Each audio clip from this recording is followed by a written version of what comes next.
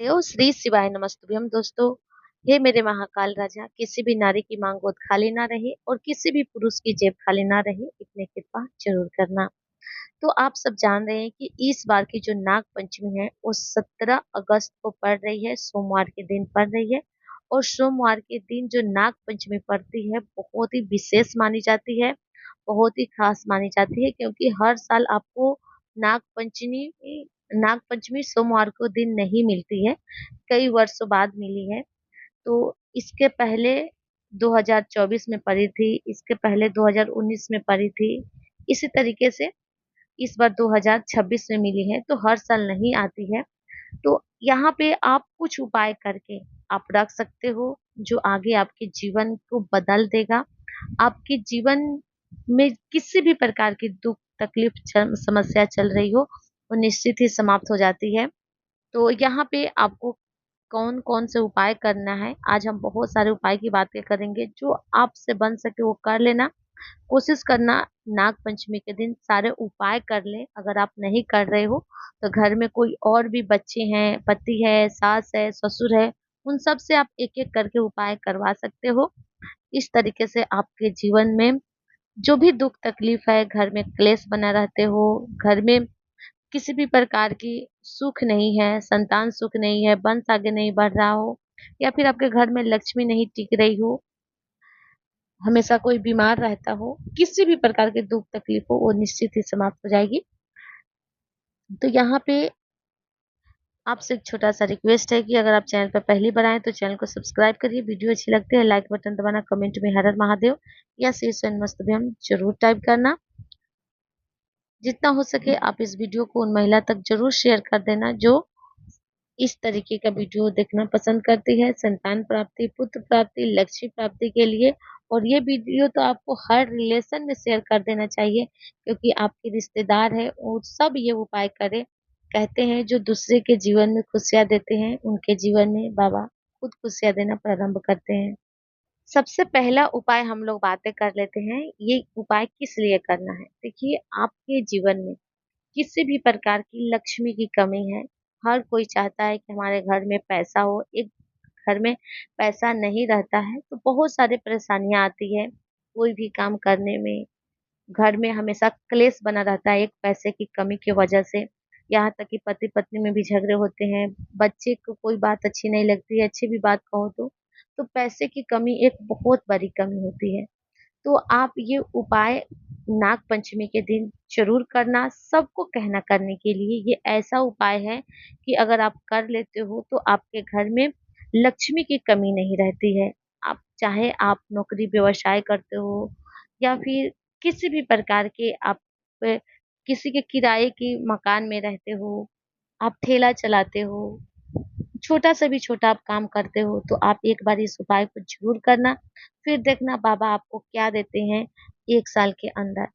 तो यहाँ पे आपको तो अगर नीला कलर के अगर कमल का फूल मिल जाए तो वो ले लेना, नहीं मिले तो फिर आप ये पुष्प ज़रूर लेना। इसे अपराजिता का पुष्प हम लोग कहते हैं, ये बहुत ही आसानी से आपको मिल जाएगा। तो एक आपको अपराजिता का पुष्प ले लेना है और इसे आपको नाग पंचमी के दिन सुबह में आपको लेकर शिवालय में जाना है। और शिवालय में जाने के बाद आपको उत्तर दिशा में आपको मुख करना है, दक्षिण में खड़े होना है। इस तरीके से आपको मुख कर देना है और जो आपने नीला कलर के पुष्प ले गए हैं, उसे आपको शिवलिंग के ऊपर समर्पित कर देना है।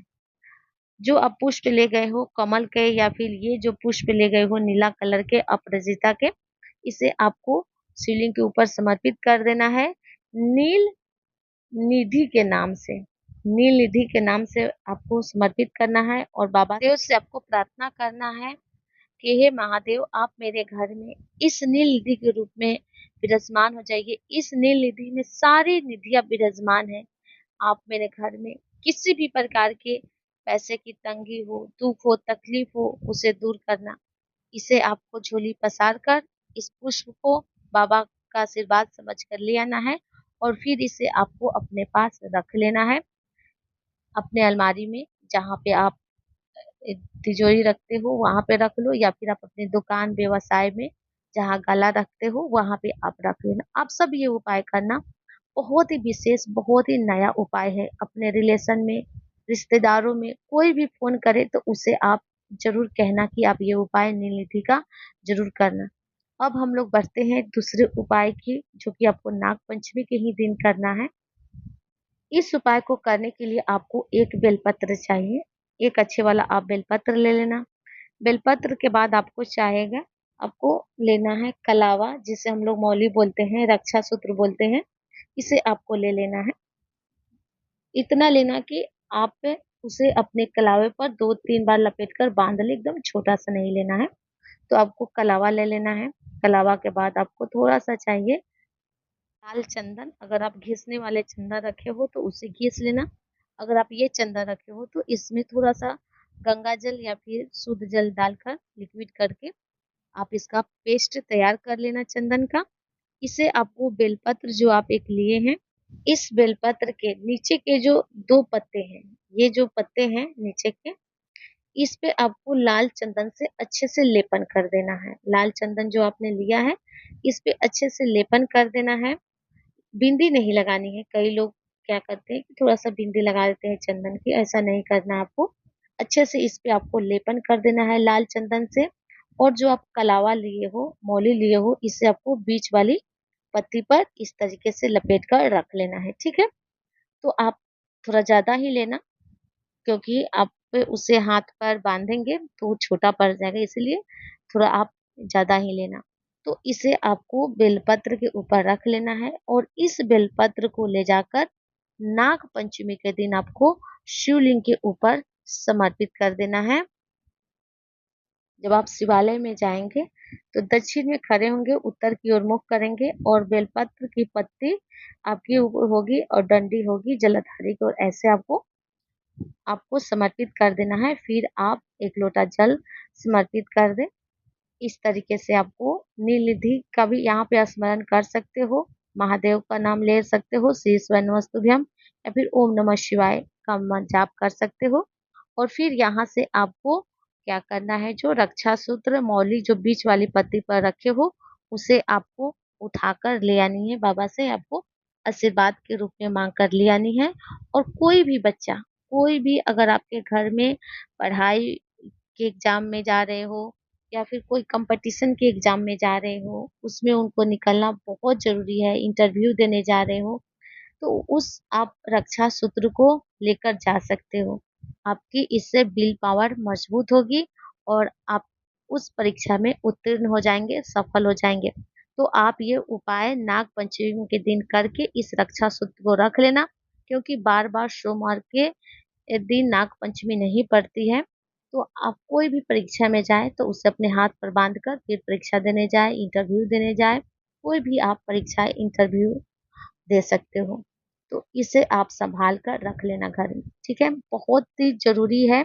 आपके घर में बच्चे हैं छोटे, आगे चल के बड़े होंगे, या फिर कोई है, मैं अभी एग्ज़ाम चल रहा है, आगे चल के कोई कॉम्पिटिशन के एग्ज़ाम देंगे, कुछ भी आप कर सकते हो। ये बहुत ही ज़रूरी है, आप सब ये उपाय ज़रूर करना। अब हम लोग बढ़ते हैं अगले उपाय की ओर। अगले जो उपाय हैं, ये है रोग मुक्ति के लिए। ये रोग मुक्ति के लिए है, आपके घर में कोई भी व्यक्ति बीमार है, किसी को चीनी है, थायराइड है, बीपी है, शुगर है, या फिर कोई ऐसी बीमारी है, हाथ-पैर में दर्द है, बहुत सारे डॉक्टरों को दिखा लिए, घुटने में दर्द होती है, कमर की रीढ़ में दर्द होती है, सिर दर्द करता है, किसी भी प्रकार की रोग हो, बीमारी हो, उसके लिए आपको ये उपाय नाग पंचमी के दिन ज़रूर करना चाहिए। और हमें लगता है ऐसा कोई घर नहीं है जिसमें कोई बीमार नहीं रहता हो। तो आप सब ये उपाय ज़रूर करना और ज़रूर हर किसी को बोलना ये उपाय करने के लिए। बहुत ही ये नया और अचूक उपाय है रोग मुक्ति के लिए। तो एक बेलपत्र आपको ले लेना है। एक बेलपत्र के साथ आपको लेने होंगे, एक आपको दूर्वा लेना होगा एक। तो एक बेलपत्र और एक दूर्वा लेना है। साथ में आपको लेने होंगे क्या? ध्यान से समझना, ठीक है? तो एक बेलपत्र, एक दूर्वा ले लेना है। साथ में 2 छोटी कटोरी में आपको गौ माता का दूध ले लेना है। इस दिन नाग पंचमी है, तो गौ माता का दूध तो इस दिन हर कोई शिवलिंग के ऊपर समर्पित करता है, नाग देवता की पूजा होती है। तो इस दिन आपको दूध बहुत ही आराम से गौ माता का मिल जाएगा। तो आप 2 छोटी-छोटी कटोरी में आपको गौ माता का दूध ले लेना है, ठीक है? साथ में बेलपत्र और दूर्वा को भी ले लेना है और ये सारी सामग्रियाँ लेकर आपको चले जाना है कहाँ पे? शिवालय में। शिवालय में ही करना है, यहाँ पे इस दिन आप ये मत करना दीदी हम ये उपाय घर पे कर लें, नहीं। आप कुछ पाना चाहते हो तो कुछ आपको खोना पड़ेगा, कुछ आपको मेहनत करना पड़ेगा। घर बैठे हर उपाय नहीं किया जाता है। इसीलिए आप इस दिन शिवालय ज़रूर जाना, परमिशन नहीं हो तो पति को भेज देना, सासू माँ को भेज देना, लेकिन आप ये उपाय ज़रूर करना रोग मुक्ति के लिए और अपने रिलेशनों में बार-बार कर रहे हैं, हर किसी को बोलना ये उपाय करने के लिए। ये वीडियो ज़रूर शेयर कर देना, इसमें जो भी उपाय बता रहे हैं, सब बहुत ही ज़रूरी है और हर घर को ज़रूरी है। इसीलिए हम कह रहे हैं, आपसे रिक्वेस्ट है कि इस वीडियो को अपने रिलेशनों के पास, रिश्तेदारों के पास ज़रूर शेयर कर देना। नहीं करना चाहते हो तो फ़ोन से ही बोल देना मुख से कि आप ये उपाय कर लो, ठीक है? तो आप ये सारी सामग्रियाँ लेकर आप शिवालय में आ गए हो, दक्षिण में आपको खड़े हो जाना है, उत्तर की ओर मुँह कर लेना है। ये जो हम आपको बार-बार हर वीडियो में बोल रहे हैं, हर उपाय में बोल रहे हैं कि दक्षिण में आपको खड़े होना है, उत्तर की ओर मुँह करना है। ये हम ऐसा क्यों बोल रहे हैं कि ये जो स्थान होती है ना, शिवलिंग के पीछे वाली जलाधारी के ठीक सामने जो पीछे का स्थान होता है, ये बहुत ही विशेष स्थान होता है। यहाँ से जब हम खड़े होकर या बैठकर कोई भी उपाय करते हो, व्रत के पूजन पाठ करते हो, तो बाबा उसे बहुत जल्दी स्वीकार करते हैं और हमारी मनोकामना को बहुत जल्दी पूरा करते हैं। इसीलिए हम आपको बार-बार कहते हैं कोई भी आप उपाय करें, जल भी चढ़ाएँ, दीपक भी लगाएँ, तो आप इस जगह खड़े होकर, बैठकर आप ये उपाय करना। तो आप यहाँ पे खड़े हो गए या बैठ गए और जो आप बेलपत्री ले गए हैं, दूर्वा ले गए हैं, तो उसकी जो डंडी होगी दूर्वा की, वो होगी किधर? जलाधारी की ओर इधर। बेलपत्र का जो मुख होगा आपके इधर होगा और डंडी होगी जलाधारी की उधर जिधर से जल बह के गिरता है। तो दूर्वा और बेलपत्र आपको शिवलिंग के ऊपर समर्पित कर देना है।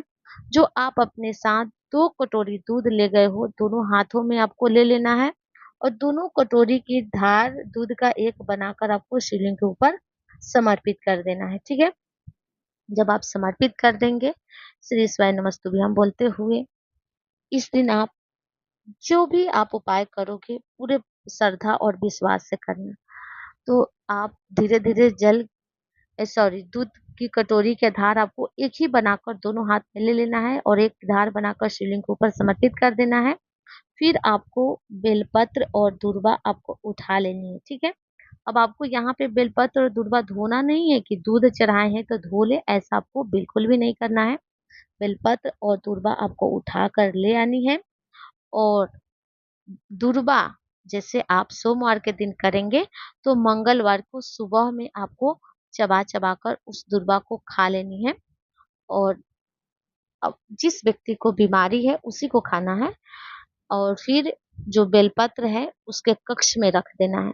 किसी आप लाल कपड़े में या फिर कोई भी ऐसी डिब्बी-उब्बी हो उसमें आप बेलपत्र को अच्छे से फ़ोल्ड करके रख दें कागज़ में उसके कक्ष में। साल भर में उनकी कोई भी बीमारी होगी, उस बीमारी से उनको मुक्ति ज़रूर मिलेगी। चाहे डॉक्टर उनको बोल दिया हो कि ये बीमारी आपके साथ जीवन भर रहेगी, आपको जीवन भर दवा खाना है, तो आप एक बार इस नाग पंचमी के दिन ये एक बेलपत्र, दूर्वा और 2 कटोरी दूध वाला उपाय ज़रूर करना, ठीक है?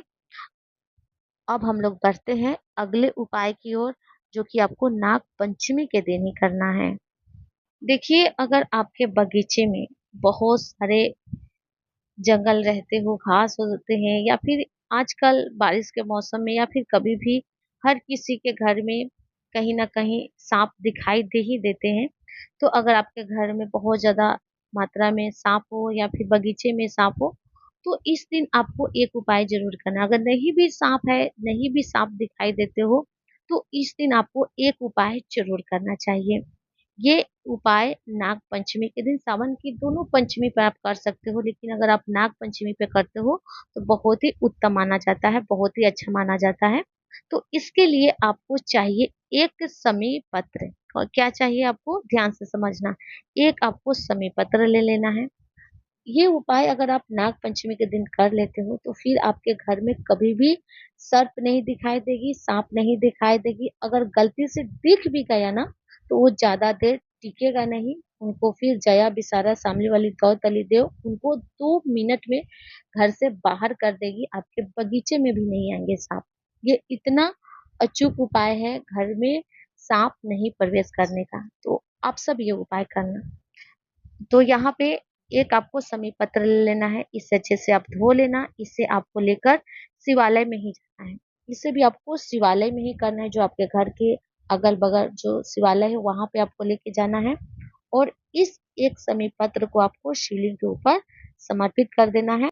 किस नाम से आपको समर्पित करना है, पहले आप समझ लो। जैसे आप ये शिवलिंग है तो आप यहाँ पर भी कहाँ खड़े होंगे? दक्षिण में खड़े होंगे। दक्षिण में ही खड़े होकर उत्तर की ओर मुँह करके आप करना। जो आप समी पत्र ले गए हो, इसे आपको शिवलिंग के ऊपर समर्पित कर देना है। कौन-सा नाम लेकर? आस्तिक मुनि। आस्तिक मुनि का आपको नाम लेना है। नाम याद रखना।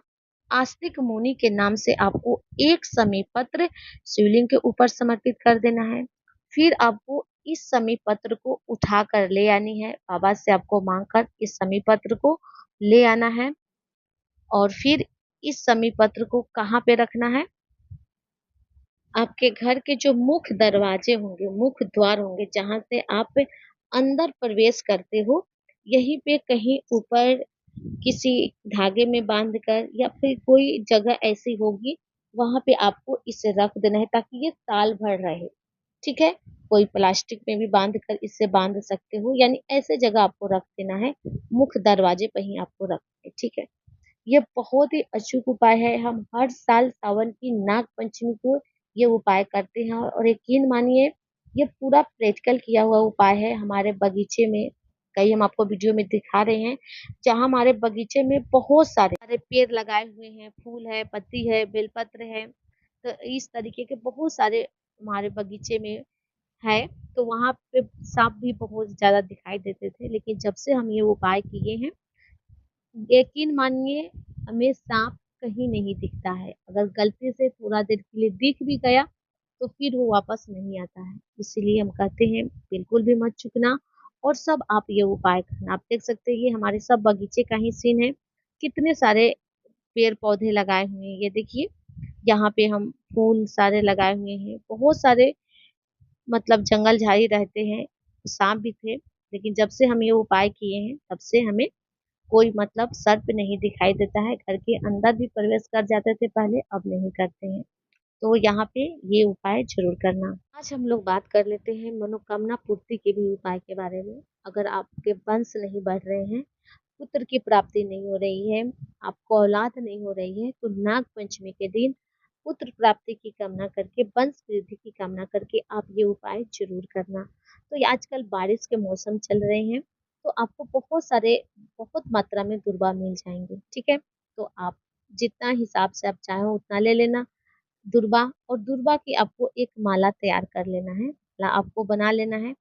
माला इस तरीके से बना लेना, आप चाहे तो 5-6 दुर्वा को एक साथ बाँध कर भी बाँध सकते हो। जैसे हम यहाँ एक-एक दुर्वा की माला बनाए हैं, तो आप एक साथ 5 दुर्वा बाँध कर इस तरीके से माला बना सकते हो। और जब आप माला बनाएँगे तो माले को बाँधेंगे नहीं, एक छोर से आप दूसरे छोर तक इस तरीके के ओपन रखेंगे, खुला रखेंगे। इसे खुला रखने के बाद आपको लेकर इसे जाना है शिवालय में। साथ में आप थोड़ा-सा अपने साथ क्या ले लेंगे? घी ले लेंगे। थोड़ा-सा आपको गौ माता का घी लेना है, बस आपको एक बिंदी लगानी होगी, थोड़ा-सा एकदम घी रख लेना, ये दुर्वा की माला रख लेना और आप अपने पूजन वाली जो भी आप सामान रखते हो, जल रखते हो, इसके अलावा आप जो भी समर्पित करते हो पूजन में, वो सब रख लेना और सब आप चले जाना शिवालय में इस दिन सुबह में। जैसा आप पूजन करते हो, वैसे आप पूजन कर लेना और पूजन करने के बाद जो आप ये शिवलिंग देख रहे हो ना, जैसे आप जल चढ़ा लिए, रक्षा सूत्र ये सब सारी सामग्रियाँ समर्पित करके पूजन कर लिए, तब आपको ये उपाय करना है। तो आपको ये दुर्वा की जो आप माला ले गए हो बनाकर, इससे आपको अशोक सुंदरी का स्थान आपको मालूम है ना? यहाँ पे है। तो यहाँ पे आपको क्या करना है, यहाँ से इस दुर्वा की माला को समर्पित करते करते यहाँ तक आना है, माँ के स्थान तक, माँ के हस्त कमल तक आना है।